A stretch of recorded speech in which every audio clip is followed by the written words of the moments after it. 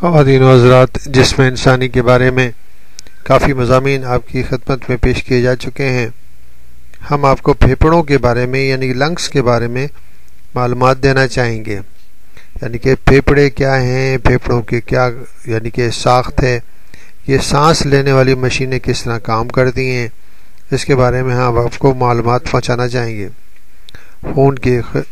خون کے سرخ خلیے جب ایک باریک ترین نالیوں سے ایک ایک کر کے گزرتے ہیں تو ایک طرف تو ان میں موجود کاربن ڈائی آکسائڈ خون کی نالیوں کی اندرونی سطح پر بچھی ہوئی جھلی کے اندر جذب ہوتی رہتی ہے، اور اسی وقت خالی ہو جانے والے خون کے سرخ خلیے ایلویولائی کے اندر تر و تازہ صاف اور مرطوب ہوا کے ساتھ آنے والی آکسیجن کو اپنے اندر بھرتے جاتے اور آگے بڑھتے رہتے ہیں۔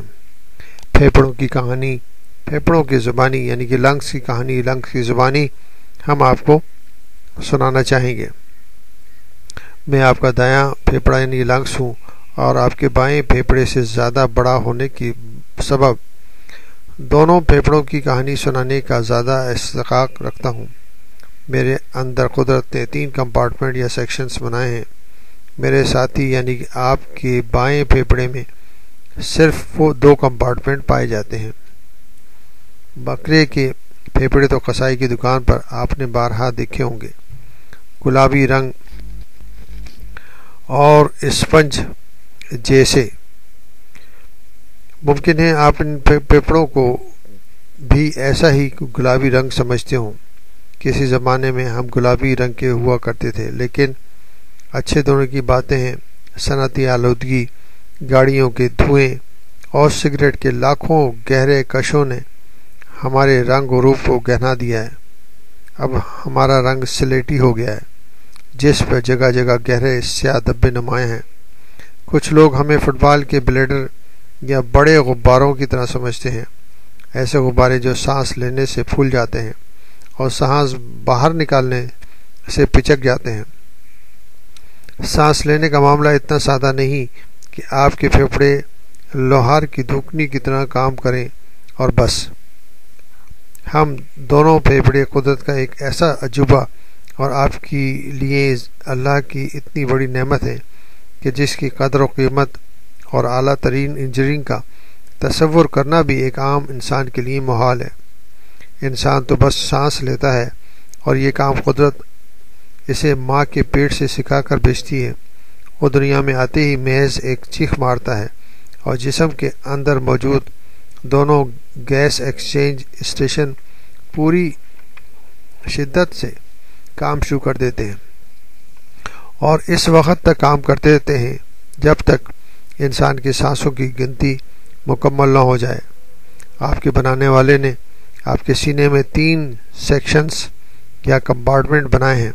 یہ تینوں خانے برابر لیکن ایک دوسرے سے الگ اور سیل بند ہیں۔ ان میں سے 2 خانے یعنی کہ ہم پھیپھڑوں کے لیے مخصوص ہیں۔ ان دونوں کے درمیان والے سیل میں بند کمپارٹمنٹ میں آپ کا دل دھڑکتا ہے۔ ہمارے دونوں پھیپھڑے اپنے خانوں میں الگ لٹکے ہوئے ہیں۔ ہمارا حجم اتنا ہے کہ ان خانوں میں بہت معمولی سی خالی جگہ باقی رہتی ہے۔ میرا وزن 1 پاؤنڈ سے ذرا زیادہ ہے۔ ہمارے اندر عضلات یا پٹھے مسلس نہیں ہوتے، اس لیے ہمارا پھولنا اور پچکنا سینے کے پھیلنے اور سکڑنے سے مربوط ہے۔ سانس لینے کے عمل میں سینہ پھیلتا ہے تو ہم پھول جاتے ہیں، اس طرح سانس باہر نکالتے ہوئے سینہ سکڑتا ہے تو ہم پچک جاتے ہیں۔ خدا نہ کرے کسی حادثے میں سینے کی دیوار میں سوراخ ہو جائے۔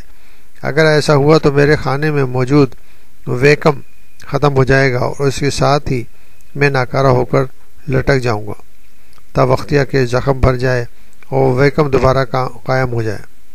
آئیے اب میں آپ کو سانس لینے کی اس عظیم شان کارخانے کا معائنہ کراؤں۔ آپ کے سانس لینے کے لیے 4 انچ لمبی نالی نیچے جا کر 2 شاخوں میں بڑھ جاتی ہے۔ ان شاخوں کو برونکل ٹیوبیولز کہا جاتا ہے۔ ان میں سے ایک برونکل ٹیوب میرے اندر آتی ہے اور دوسری میرے ساتھی یعنی کہ آپ کے دوسرے پھیپھڑے یعنی لنگس میں سے جڑی ہوئی ہوتی ہے۔ ہمارے اندر آنے کے بعد یہ نالیاں درخت کی شاخوں کی طرح بے شمار نالیوں میں بڑھتی چلی جاتی ہیں۔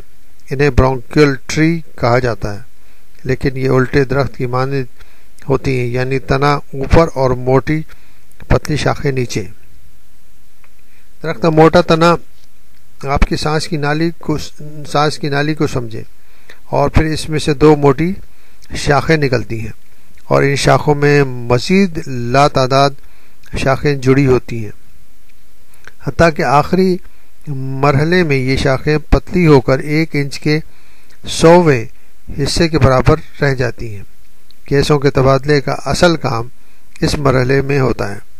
گیسوں کے تبادلے کا مطلب ہے کہ خون کے سرخ خلیوں سے کاربن ڈائی آکسائڈ نکال کر ان کے اندر تازہ آکسیجن بھرنا۔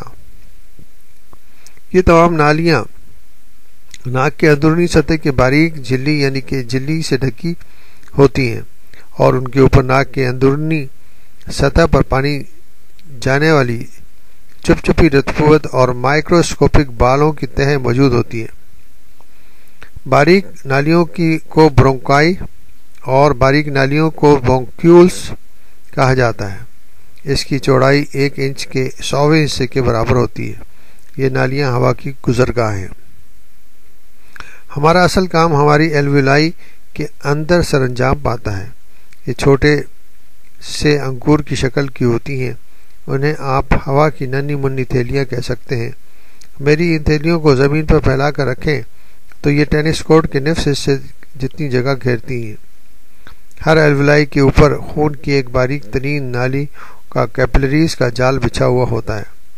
دل سے پمپ ہو کر میرے اندر آنے والا خون کی ان باریک نالیوں کے ایک سرے سے اندر داخل ہوتا ہے، اور یہ نالیاں اس قدر باریک ہیں کہ خون کے سرخ خلیوں کو ان کے اندر سے گزرنے کے لیے لائن بنانا پڑتی ہے۔ خون کے سرخ خلیوں کیوب بنا کر یہاں سے گزرتے ہیں۔ اس سفر کو طے کرنے میں انہیں نصف سیکنڈ کا وقت لگتا ہے۔ اس مختصر سے عرصے میں قدرت کا وہ حیران کن معجزہ رونما ہوتا ہے جسے آپ سانس لینا کہتے ہیں۔ خون کے سرخ خلیے جب اس باریک ترین نالیوں سے ایک ایک کر کے گزرتے ہیں تو ایک طرف تو ان میں موجود کاربن ڈائی آکسائڈ خون کی ان نالیوں کے اندرونی سطح پہ بچھی ہوئی جھلی میوکس میمبرین کے اندر جذب ہوتی رہتی ہے، اور عین اسی وقت خالی ہو جانے والی خون کی سرخ خلیے ایلویولائی کے اندر تر و تازہ صاف اور مرطوب ہوا کے ساتھ آنے والی آکسیجن کو اپنے اندر بھرتے جاتے ہیں اور آگے بڑھتے جاتے ہیں۔ اس وقت دل سے پمپ ہو کر آنے والے خون کے خلیے یعنی سیلز جس سرے سے خون کی باریک ترین نالیوں میں داخل ہوتے ہیں، اس سرے پر وہ یہ کاربن ڈائی آکسائڈ کے سبب نیلے ہوتے ہیں، اور جب یہ آکسیجن لے کر دوسرے سرے سے نکلتے ہیں تو ان کا رنگ چیری کی طرح سرخ ہو جاتا ہے۔ یہ تازہ خون یہاں سے دل میں واپس جاتا ہے اور دل اسے جسم کی طرف پمپ کر دیتا ہے۔ شاید آپ جانتے ہوں کہ جسم کے بیشتر اعضاء رسیا خاص طور پر دل خودکار انداز میں کام کرتا ہے، یعنی اس کے دھڑکنے میں آپ کا اپنا کوئی کردار نہیں ہوتا۔ سانس تو آپ اپنی مرضی سے کچھ دیر کے لیے روک سکتے ہیں، اس کے برعکس دل کی دھڑکن کو اپنی مرضی سے روکنا آپ کے لیے ممکن نہیں۔ یعنی ہم آپ کے پھیپھڑے یعنی لنگس بھی اکثر ایک خودکار انداز میں کام کرتے ہیں، یا یوں کہہ لیجئے کہ ہمیں آٹومیٹک طریقے سے کام کرنا پڑتا ہے۔ بہت سے بچوں کو سانس روکنے کی عادت سی پڑ جاتی ہے۔ بچہ اتنی دیر تک سانس روکتا ہے کہ اس کے ہونٹ نیلے پڑ جاتے ہیں اور اس پہ نیم بے ہوشی کی سی کیفیت طاری ہو جاتی ہے۔ ایسے میں بچوں کے والدین پریشان ہو جاتے ہیں، لیکن یہ پریشانی بے وجہ ہوتی ہے، اس لیے کہ اس سے پہلے کہ سانس روکنے کی وجہ سے وہ کسی مشکل میں دوچار ہو، سانس لینے کا ایک خودکار نظام خود بخود کام کرنا شروع کر دیتا ہے، اور اب بچے کی سانس نہ لینا ممکن ہی نہیں رہتا۔ وہ چاہے یا نہ چاہے اسے سانس لینا پڑتا ہے۔ تو اس طرح یہ خودکار نظام فوراً عمل میں آ جاتا ہے اور سانس کا عمل دوبارہ سے جاری ہو جاتا ہے۔ لنگس کا